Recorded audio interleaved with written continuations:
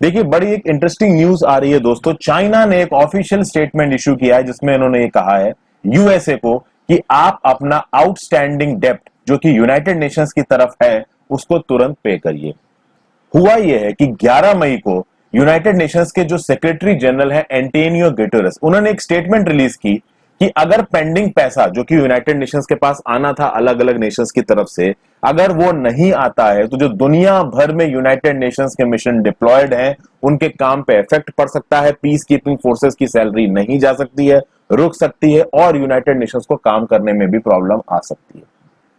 तो इसके अगेंस्ट में चाइना ने अपना जो पेमेंट था पेंडिंग उसको पूरा किया और उसके बाद यूएसए को ऑफिशियली बोला है कि आप यूनाइटेड नेशंस में जो आपका पेंडिंग पैसा है उसको दीजिए। तो ये न्यूज सामने निकल के आई है फ्रेंड्स। देखिए, इंटरनेशनल रिलेशंस में ये न्यूज काफी काम की है। यूपीएससी की तैयारी करने वालों के लिए जेएस पेपर 2 के अंदर इंटरनेशनल रिलेशंस एक टॉपिक है, उसके पर्सपेक्टिव से ये न्यूज बहुत इंपॉर्टेंट है। यूपीएससी मेंस में डायरेक्ट क्वेश्चन बन सकता है और आपकी खुद की अंडरस्टैंडिंग के लिए भी टॉपिक उतना इंपॉर्टेंट है। तो आगे बढ़ने से पहले मैं आपसे रिक्वेस्ट करूंगा दोस्तों कि आप इस वीडियो पे लाइक का बटन दबा दो, चैनल को सब्सक्राइब कर लें और फिर हम लोग देखते हैं। तो ये मैंने आपको बताया, चाइना ने एक ऑफिशियल स्टेटमेंट इशू किया है, actively fulfil their financial obligations to United Nations. ये यूएन के लिए बोला है, किसने? चाइना ने। हुआ ये दोस्तों कि आज है देखिए 16 तारीख, जिस दिन मैं इस वीडियो को रिकॉर्ड कर रहा हूं, सैटरडे, थर्सडे, यानी 14 मई के लगभग जो यूनाइटेड नेशंस के 193 मेंबर स्टेट्स है उसमें से 50 मेंबर स्टेट्स ने, जिसमें चाइना भी एक था, अपने सारे कॉन्ट्रीब्यूशंस को पे कर दिया है। किसे? यूनाइटेड नेशंस को। अब यहां पे समझना है कि भैया यूनाइटेड नेशंस को कौन कितना पैसा दे रहा है। यूनाइटेड नेशंस में दो तरीके के पैसा जाता है। एक तो जाता है उनका रेगुलर बजट, रेगुलर बजट में उनकी रनिंग कॉस्ट होगी, और एक पीस कीपिंग फोर्सेस के लिए पैसा जाता है। दो तरीके से पैसा जाता है। लार्जेस्ट कॉन्ट्रीब्यूटर इसमें कौन है? यूनाइटेड स्टेट्स है। और सेकेंड लार्जेस्ट कॉन्ट्रीब्यूटर कौन है? चाइना है। अब इसका कितना कितना कंट्रीब्यूशन है, टॉप कंट्रीब्यूटर्स कौन है, इस पे जानने से पहले देखिए फ्रेंड्स, यूनाइटेड नेशंस की जो मिशन है पूरी दुनिया भर में डिप्लॉयड है। एक इमेज के थ्रू मैं यहां पे दिखाना चाहूंगा कि किस किस कंट्री में यूनाइटेड नेशंस के मिशन काम कर रहे हैं। तो आप देख सकते हैं फ्रेंड्स, पूरी दुनिया में लिबिया, अफ्रीका की कितनी सारी कंट्रीज हैं, सेंट्रल एशिया की कंट्रीज हैं आपकी बहुत सारी, पूरी दुनिया में यूनाइटेड नेशंस के मिशन डिप्लॉयड है। यहां देखिए, अगर यूएन का रेगुलर बजट देखा जाए 2016-18 का, तो सबसे ज्यादा, ये परसेंटेज टर्म से फिगर दे रखे हैं, सबसे ज्यादा जो कंट्रीब्यूटर है वो यूनाइटेड स्टेट्स है 22%। उसके बाद जापान है 9.68%, उसके बाद चाइना है 7.921%। बाकी सारे आप देख सकते हैं किसने किसने कितना कितना परसेंट कंट्रीब्यूट किया। तो सबसे ज्यादा दिख रहा है आपको 22% यूएसए। अब यही चीज 2016-18 के बाद 2019-21 के टाइम पीरियड में देखिए, यहां पे भी यूएसए सबसे बड़ा कंट्रीब्यूटर है, 22% कंट्रीब्यूट कर रहा है। चाइना अब दूसरे नंबर पे आ गया, 12.01% रेगुलर बजट का चाइना कंट्रीब्यूट करेगा। जापान आ गया है तीसरे नंबर पे 8.56%। यहां पे कहीं में आपको टॉप में इंडिया नजर आ रहा है? इंडिया नजर नहीं आ रहा है। तो यहां पे मैंने आपको जैसा कि बताया कि देखिए, यूएन रनिंग कॉस्ट यानी यूएन का जो रेगुलर बजट उसमें चाइना 12% लगभग देता है और पीस कीपिंग बजट का लगभग 15% देता है चाइना। यूएसए की बात की जाए दोस्तों, तो यूएसए बिगेस्ट कंट्रीब्यूटर है यूएन बजट का। 22% ऑफ द यूएन बजट देता है कौन? यूएसए। और पीस कीपिंग फोर्सेस का लमसम कितना देता है? 25% पीस कीपिंग फोर्सेस का देता है यूएसए। इंडिया का कंट्रीब्यूशन देखोगे अगर दोस्तों आप, तो ये यहां पे एक ग्राफ दिखा रखा है जिसमें बता रखा है कि एशियन कंट्रीज में सबसे ज्यादा कंट्रीब्यूशन कौन करता है।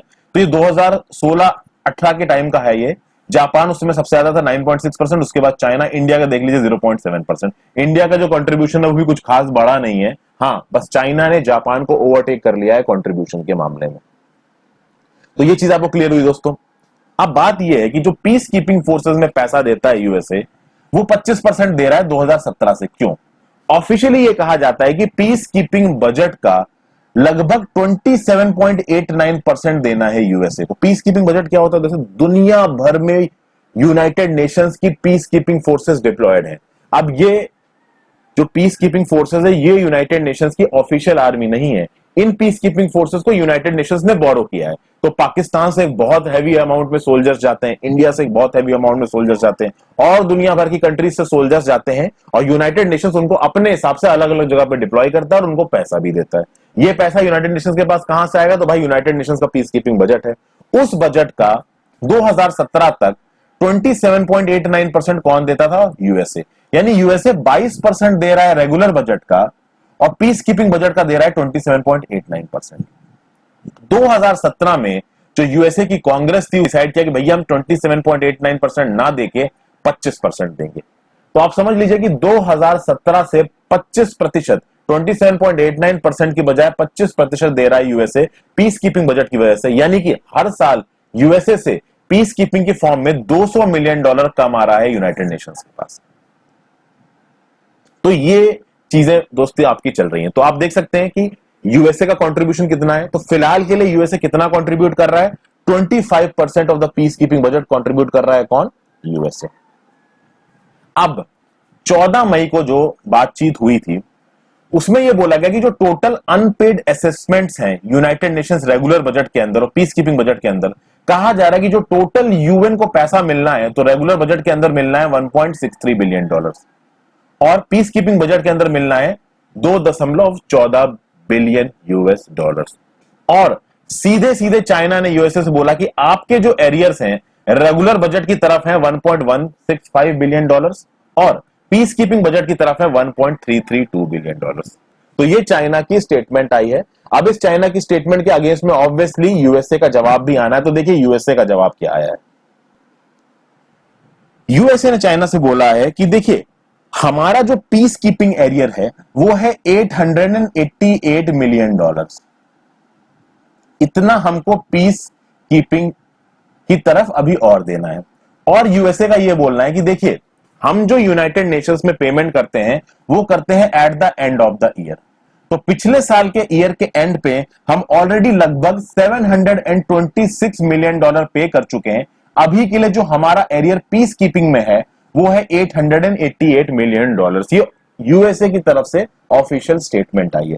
उसके बाद यूएसए ने एक चीज और बोली है कि इस $888 मिलियन का जो 2/3 है, मान लीजिए $600 मिलियन, ये $600 मिलियन इसलिए कम हो रहा है क्योंकि 2017 से हम 25% ऑफ द पीस कीपिंग का बजट को कंट्रीब्यूट कर रहे हैं, ना कि 27.89%, जिसकी वजह से हर साल हम $200 मिलियन कम दे रहे हैं। तो 3 साल के होते हैं $600 मिलियन। तो जो हमारा टोटल पीस कीपिंग का एरियर है वो $888 मिलियन है, जिसमें से $600 मिलियन तो हमारी कांग्रेस ने हमें मना किया है देने से, इसलिए बचा केवल कितना? $288 मिलियन एरियर हमारा बचा है। और जो कुछ भी हमारा एरियर होता है, चाहे वो रेगुलर बजट का एरियर हो चाहे पीस कीपिंग का एरियर हो, वो हम कैलेंडर ईयर के एंड पे देते हैं। ये हमारी एक रेगुलर एक्सरसाइज है।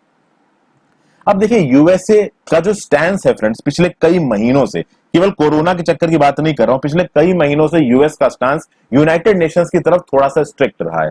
क्योंकि यूनाइटेड नेशंस की कुछ एजेंसीज जैसे यूनेस्को, उन्होंने बहुत समय पे यूएसए और इजराइल के अगेंस्ट में स्टेटमेंट्स दिए और इजराइल आप कह सकते हैं कि ऑल वेदर एलाई है यूएसए का।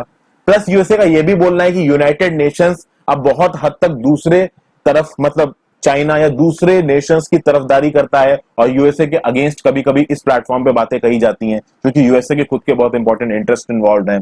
फिर डब्ल्यूएचओ रिसेंटली क्या हो, डब्ल्यूएचओ की फंडिंग कट की थी डोनाल्ड ट्रंप ने। तो हो ये रहा है कि भाई यूनाइटेड नेशंस को जो पैसा देता था यूएसए, उस पैसे पे रोक के यूएसए अपना दबदबा यूनाइटेड नेशंस में बढ़ाना चाह रहा है। और ये चीज अच्छी है इंटरनेशनल रिलेशंस के लिए या नहीं अच्छी? देखिए मैं कहूंगा फ्रेंड्स, ये चीज बिल्कुल अच्छी नहीं है इंटरनेशनल रिलेशंस के लिए, जो कि मैं आपको बताता हूं। आपको पता है दोस्तों कि जब वर्ल्ड वॉर 1 खत्म हुआ था तो वर्ल्ड वॉर 1 के बाद एक बॉडी बनाई गई थी जिसका नाम है लीग ऑफ नेशंस। और इस लीग ऑफ नेशंस में उन बॉडीज का दबदबा था जिन्होंने उस वॉर को जीता था, जैसे कि यूनाइटेड किंगडम हो गई, फ्रांस हो गई।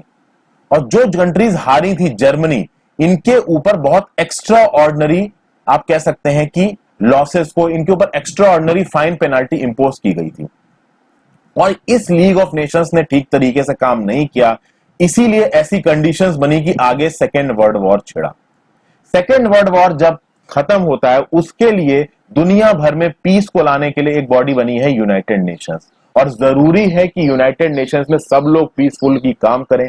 अगर यूएसए जैसी कंट्रीज यूनाइटेड नेशंस जैसी बॉडी को बॉयकॉट करने लगेंगी तो प्रॉब्लम ये होगी दोस्तों कि ओवरऑल ऐसा कोई मैकेनिज्म नहीं बचेगा दुनिया में जो सेंट्रल तरीके से कोऑर्डिनेशन को, एक रेगुलेशन को स्थापित कर पाए, जिसको स्थापित करने के लिए आज की डेट में बहुत ज्यादा जरूरी है। क्योंकि कोरोना के चलते बहुत ज्यादा सेग्रीगेशन हो रहा है, कंपनी अपने ग्रुप्स, कंट्रीज अपने ग्रुप्स बना रही है, क्वाड ग्रुप, रेगुलरली चाइना के अगेंस्ट स्टेटमेंट दे रहा है, चाइना अपना अलग ही एग्रेसिव पोस्चर इस्तेमाल कर रहा है, तो ताइवान के आइलैंड पे ऑक्युपाई करने के लिए मॉक ड्रिल कर रहा है।